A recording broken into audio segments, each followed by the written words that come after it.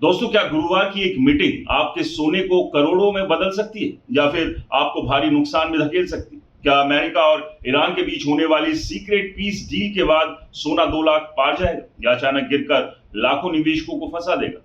और सबसे बड़ा सवाल, क्या आप सही समय पर खरीद रहे हैं या गोल्ड ट्रैप में फंस चुके हैं? दोस्तों, गुरुवार को अमेरिका और ईरान के बीच संभावित पीस डील को लेकर होने वाली हाई लेवल मीटिंग ने पूरी दुनिया की कमोडिटी मार्केट में हलचल मचा दी, क्योंकि इतिहास गवाह है कि जब भी मध्य पूर्व में तनाव बढ़ता है तो सोना सेफ हेवन बनकर रॉकेट की तरह ऊपर जाता है। लेकिन जैसे ही शांति की कोई उम्मीद बनती है, निवेशक तेजी से प्रॉफिट बुकिंग करते हैं और सोने के दामों में तेज गिरावट देखने को मिलती है। अभी की स्थिति भी कुछ ऐसी है, जहां एक तरफ ईरान और अमेरिका के बीच तनाव ने पिछले महीनों में सोने में कभी गिरावट तो कभी तेजी देखने को मिली। वहीं अब अगर इस मीटिंग में सीज फायर या किसी तरह की समझौता डील बनती है तो सबसे पहला असर फियर फैक्टर पर पड़ेगा, क्योंकि गोल्ड की कीमतें न्यूज से नहीं बल्कि डर से चलती है। और जैसे ही डर कम होगा, बड़े बड़े फंड्स और संस्थागत निवेशक अपने गोल्ड पोजीशन को कम करने लगेंगे, जिससे शॉर्ट टर्म में 5 से 10% तक की गिरावट भी आ सकती है।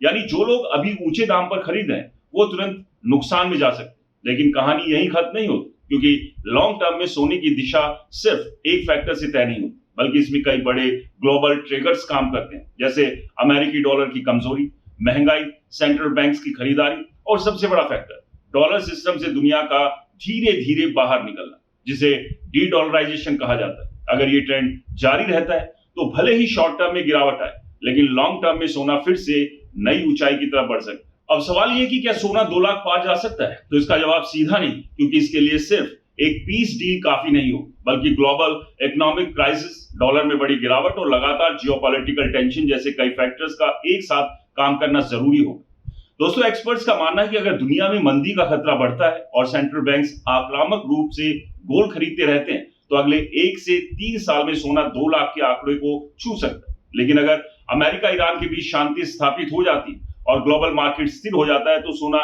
कुछ समय के लिए 10 से 15% तक करेक्शन में भी जा सकता है। यही कारण है कि अभी मार्केट में वॉलेटिलिटी यानी तेज उतार चढ़ाव बना रहेगा।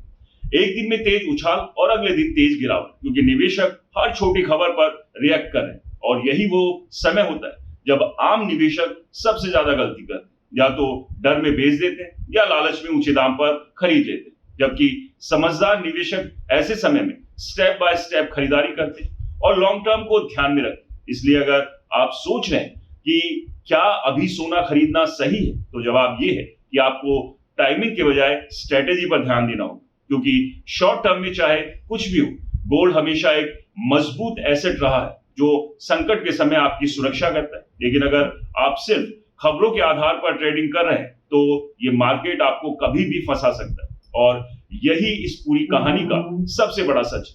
दोस्तों, गोल्ड हमेशा डर से चलता है और जैसे ही डर खत्म होता है, सोना गिरता है। लेकिन जब डर वापस आता है तो यही सोना रिकॉर्ड तोड़ता है। अब ये मीटिंग तय करेगी कि आने वाले दिनों में बाजार में डर बढ़ेगा या घटेगा, और उसी के आधार पर सोने की दिशा तय होगी। इसलिए आने वाले कुछ दिन निवेशकों के लिए बेहद अहम है, क्योंकि यहाँ लिया गया फैसला आपको बड़ा मुनाफा भी दे सकता है और भारी नुकसान। तो क्या आप तैयार हैं इस गोल्ड गेम के अगले बड़े मूव के लिए? हमें कमेंट्स कर जरूर बताएं। वीडियो पसंद आया तो इसे लाइक करें, शेयर करें, हमारे चैनल को सब्सक्राइब और फॉलो करना बिल्कुल ना भूलें। और हाँ दोस्तों, ये वीडियो नॉलेज और एजुकेशन पर्पज के लिए, यहाँ निवेश की सलाह बिल्कुल नहीं। नमस्कार।